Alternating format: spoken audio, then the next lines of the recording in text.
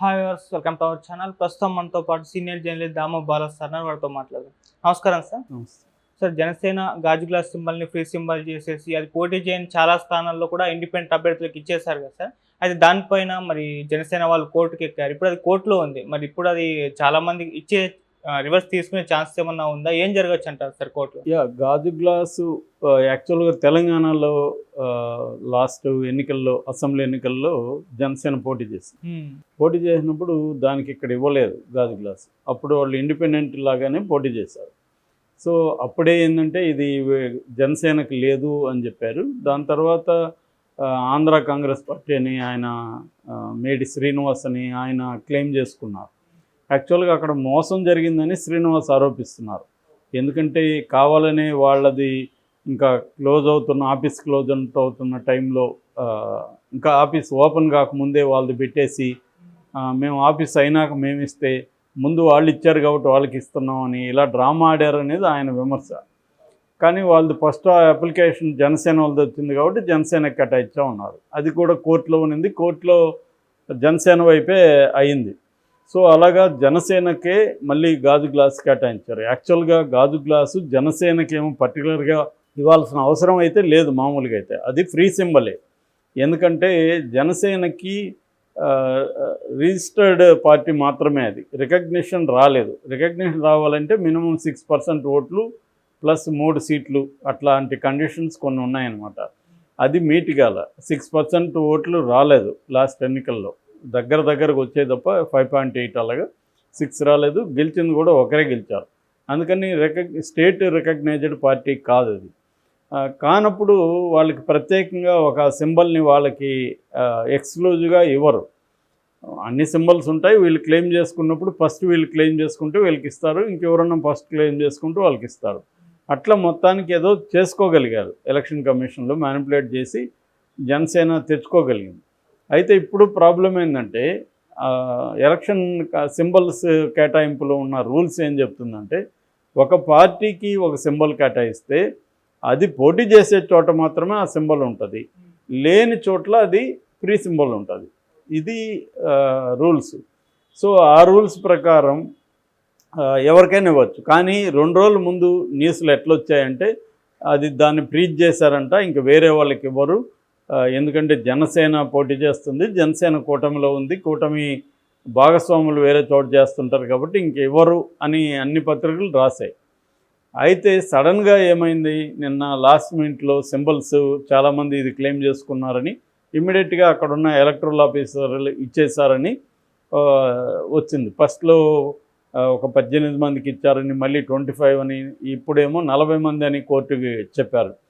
So 40 చోట్ల ఇచ్చేస్తే 154 వీళ్ళు పోటీ చేస్తున్నారు కాబట్టి జనసేనను పక్కన పెడితే 21 తీసేస్తే ఇంకా 154 స్థానాల్లో బీజేపీ 10, 144లో తెలుగుదేశం పోటీ చేస్తున్నప్పుడు ఇక్కడ 40 వాటిల్లో ఈ సింబల్ ఇస్తే చాలామంది జనసేన అభిమానులు అక్కడ జనసేనకి వేద్దామని జనసేనకి వేస్తే, ఆ సింబల్కి వేస్తే కూటమి అభ్యర్థులు అయిన అంటే బీజేపీ అండ్ తెలుగుదేశం అభ్యర్థులకి డ్యామేజ్.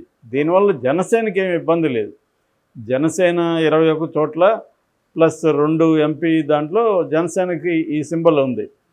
ఇప్పుడు తెలుగుదేశానికి 144 స్థానాల్లో కొన్ని చోట్ల ఇబ్బంది, అటు బీజేపీకి 10 స్థానాల్లో కొన్ని చోట్ల ఇబ్బంది. ఇది ప్రాబ్లం మేజర్గా. మామూలుగానే ఒక సింబల్ని పోలిన సింబల్ ఇస్తేనే చాలా గొడవ చేస్తున్నారు. ఇక్కడ చూసాం మనం తెలంగాణ ఎన్నికల్లో కూడా లాస్ట్ టైము రోడ్ రోలరు ఒకటి, తర్వాత ట్రక్ ఒకటి, ఆటో ఇలాంటివి ఇస్తేనే ఇక్కడ బీఆర్ఎస్కి డ్యామేజ్ జరిగిందని వాళ్ళు వాపోతున్నారు. ఒక నియోజకవర్గంలో రోడ్ రోలర్కి 23,000 ఓట్లు వచ్చాయని.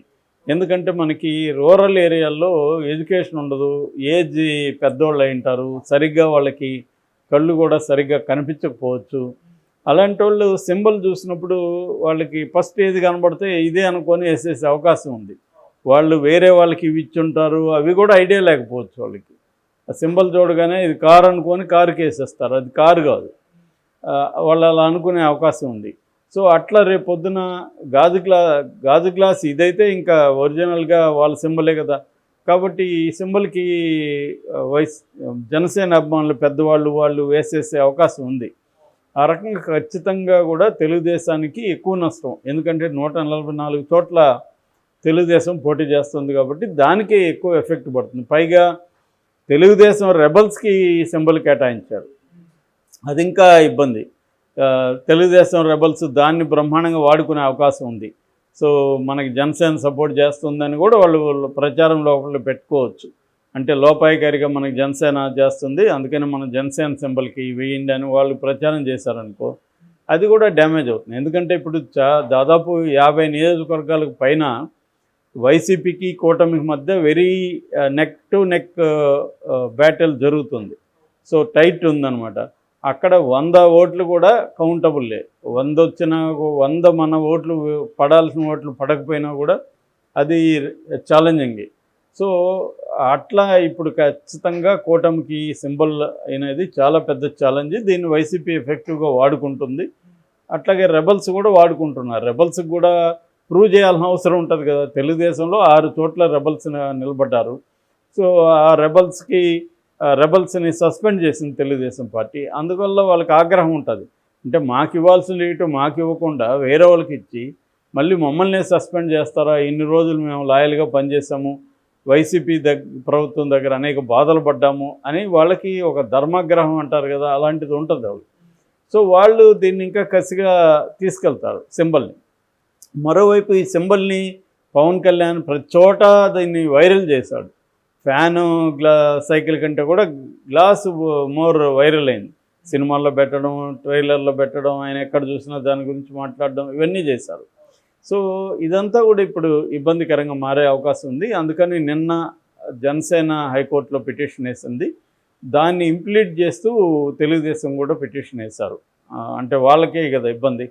సో వేసారు. ఇప్పుడు హైకోర్టు ఈసీని పిలిచి అడిగింది ఏంటి పరిస్థితి అంటే, మేము 24 గంటల్లో దీని మీద ఒక నిర్ణయాన్ని తీసుకొని మీకు ప్రకటిస్తూ ఉన్నారు. సో ఈరోజు ఈవినింగ్కి అది జరిగే అవకాశం ఉంది.